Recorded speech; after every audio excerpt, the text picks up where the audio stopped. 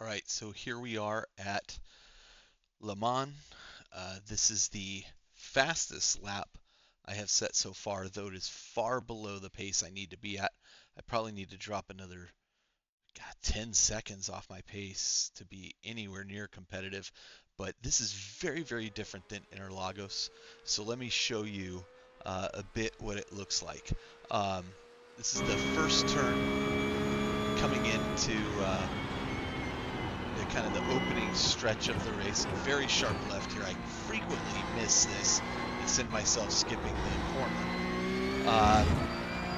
But the track offers a lot of no visibility. Like you really need to memorize it as you go into these turns through what I like to think of as the racetrack portion of the race.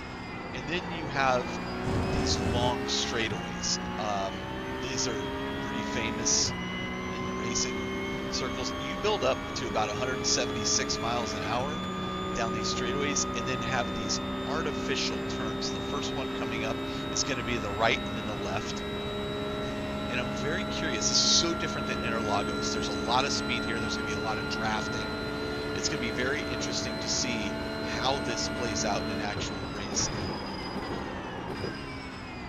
I've maybe at this point done about 30 laps on this track, so it's not very many still, and still working my way through it. But you can see that you just build up a ton of speed coming down this straightaway to the next turn, which is going to be to the left. You get a sense of the speed there when you look at the nose camera.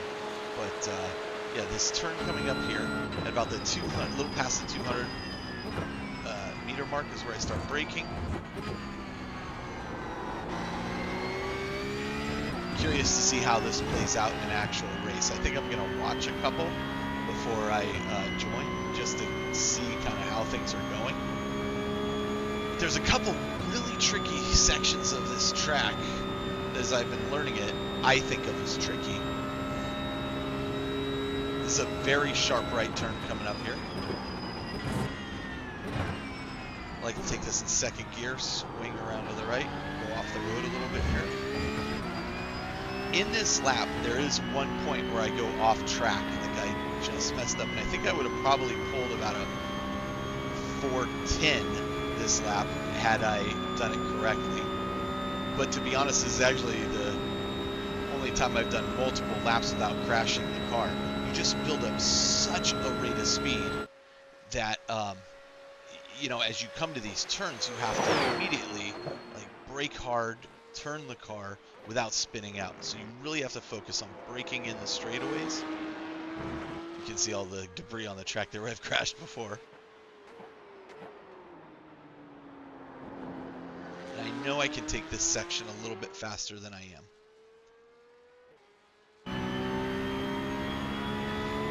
This comes the trickiest, one of the trickiest parts of the track. I actually think the parts near the stadium area seating are the trickiest. But this is a very sharp right, braking at about the 100 meter mark, a little past that. Hard turn here, and then a cut in, not even coming out of fourth gear, but cutting in here. And then immediately you have to slow the car down, turn right. Immediate left here too. This is where I've gone off track, and I've crashed the car there multiple times.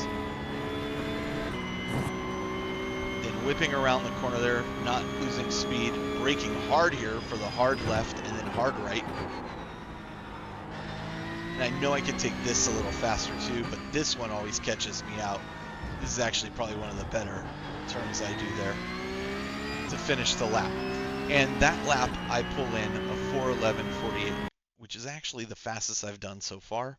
So I'd like to knock, man, I need to knock another 6 to 10 seconds off this lap in order to be competitive. It's just such a different track than Interlagos. I'm really curious to see how it all plays out. So we'll see when the racing starts. I'm going to probably do my first race tomorrow.